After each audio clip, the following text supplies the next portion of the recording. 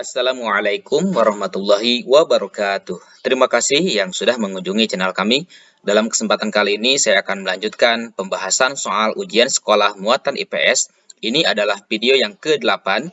Di video yang ke-8 akan dibahas soal nomor 36 sampai soal 40. Soal yang ke-36, dampak positif adanya pasar bebas di Indonesia adalah A. Semakin banyak investor yang menanamkan modalnya ke dalam negeri. B. Mengirim tenaga kerja Indonesia besar-besaran ke luar negeri.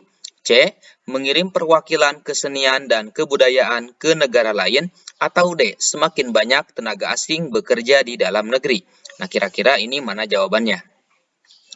Di sini dijelaskan mengenai dampak positif adanya pasar bebas bagi negara Indonesia. Yang pertama, meningkatkan peluang investor yang menanamkan modal dari luar negeri.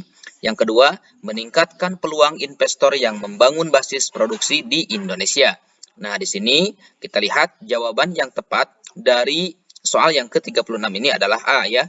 Jadi dampak positif adanya pasar bebas di Indonesia adalah semakin banyak investor yang menanamkan modalnya ke dalam negeri.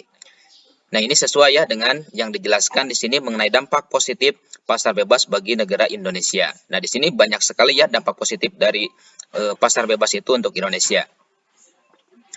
Selanjutnya soal yang ke-37, berikut ini yang menggambarkan keadaan sebelum ditemukannya listrik adalah A. Orang mudah berkomunikasi dengan jarak jauh. B. Menggunakan barang-barang elektronik semakin mudah.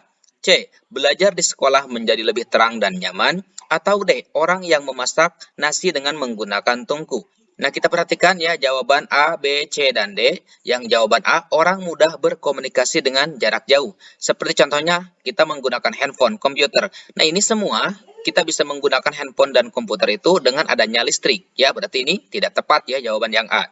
Kemudian yang B, ini menggunakan barang-barang elektronik semakin mudah. Contohnya, TV, kulkas, AC, mesin cuci, dan lain-lain. Ini semuanya alat-alat elektronik ini menggunakan listrik. Berarti ini tidak tepat juga ya. Kemudian yang C, belajar di sekolah menjadi lebih terang dan nyaman. Nah, ini juga anak-anak atau siswa belajar di sekolah itu menggunakan lampu atau penerang. Ini semua menggunakan listrik. Berarti ini tidak tepat juga ya jawaban C. Yang tepat adalah jawaban yang D. Orang memasak nasi menggunakan tungku ya. Kalau dulu sebelum ditemukannya listrik, orang memasak nasi itu dengan menggunakan tungku. Nah, kalau sekarang bagaimana? Kalau sekarang kita bisa menggunakan rice cooker ya atau alat penanak nasi dengan menggunakan listrik. Jadi jawaban yang tepat soal yang ke-37 ini adalah orang memasak nasi menggunakan tungku. Selanjutnya soal yang ke-38. Perhatikan gambar berikut ini. Gambar 1, gambar 2, gambar 3, gambar 4. Pertanyaannya, kegiatan manusia pada era globalisasi ditunjukkan oleh gambar nomor A, 4, B, 3, C, 2, atau D, 1. Kita perhatikan, di sini kegiatan manusia pada era globalisasi itu ditunjukkan oleh nomor yang mana. Yang pertama kita perhatikan, di sini seseorang sedang membajak sawah dengan menggunakan kerbau ya, seekor kerbau. Nah, ini adalah bukan zaman sekarang ya. Sekarang itu diganti dengan menggunakan traktor ya. Membajak sawah sekarang itu menggunakan traktor. Kemudian yang kedua, dulu ya sebelum era globalisasi, orang menghaluskan padi itu dengan menggunakan lesung dan alu ya. Nah, kalau sekarang ada mesin khusus ya dengan menggunakan listrik, bisa menghaluskan padi dengan cara cepat. Kemudian yang ketiga, dulu orang-orang ketika mau berangkat dari suatu daerah ke daerah yang lain ya menggunakan transportasinya adalah delman. Nah, kalau sekarang pada era globalisasi seseorang atau rombongan bisa berangkat dari suatu daerah ke daerah yang lain itu dengan perjalanan yang cepat ya dengan naik bis salah satu contohnya. Kemudian yang keempat ini adalah jalan layang ya, bisa jalan layang berupa mobil atau bis atau bisa juga ini adalah sebuah rel kereta api. Nah, bangunan seperti ini adalah bangunan yang sekarang dibuat ya di era globalisasi ini. Ada semacam rel kereta api cepat ya dari perjalanan dari suatu daerah ke daerah yang lain menggunakan waktu dengan waktu yang sangat cepat. Jadi kita tentukan jawaban dari soal yang ke-38 ini adalah yang 4 ya. Kemudian selanjutnya soal yang ke-39. Dampak positif adanya jaringan internet dalam kehidupan sehari-hari adalah A. Orang memenuhi kebutuhan pokok sangat terbatas. B. Pergaulan di kalangan anak remaja semakin bebas. C. Persaingan perdagangan di pasar bebas menjadi semakin sempit. Atau D. Pelajar dengan mudah memperoleh informasi dan ilmu pengetahuan.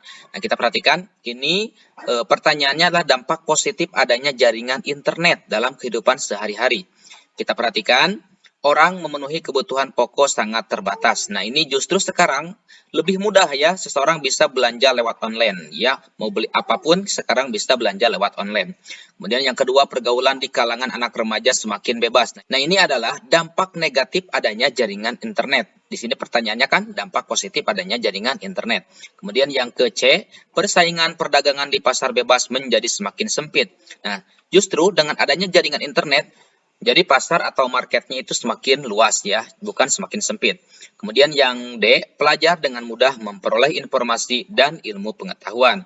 Nah, ini adalah jawabannya ya, jawaban dari pertanyaan yang ke-39 ini. Jadi dampak positif adanya jaringan internet dalam kehidupan sehari-hari adalah seorang pelajar dengan mudah memperoleh informasi dan ilmu pengetahuan. Selanjutnya soal yang ke-40. Pada zaman dahulu, orang bepergian ke suatu tempat bisa ditempuhi sampai beberapa hari.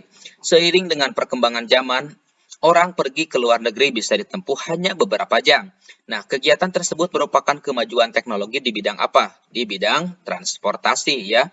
Nah, contohnya orang pada zaman dahulu ya mau pergi melaksanakan ibadah haji itu dengan naik kapal laut ya, bisa memerlukan waktu beberapa hari atau mungkin beberapa bulan ya. Tapi kalau sekarang seseorang mau pergi melaksanakan ibadah haji ke Arab Saudi, itu bisa ditempuh dengan waktu dari Indonesia itu sekitar 9 jam ya. Jadi hanya beberapa jam. Beda dengan zaman dahulu bisa memerlukan waktu beberapa hari atau mungkin bisa memerlukan waktu beberapa bulan. Nah, itulah mengenai pembahasan soal ujian sekolah muatan IPS pada video yang ke-8. Mudah-mudahan video ini sangat bermanfaat. Insya Allah nanti akan dilanjutkan pada video berikutnya. Sekian, Assalamualaikum warahmatullahi wabarakatuh.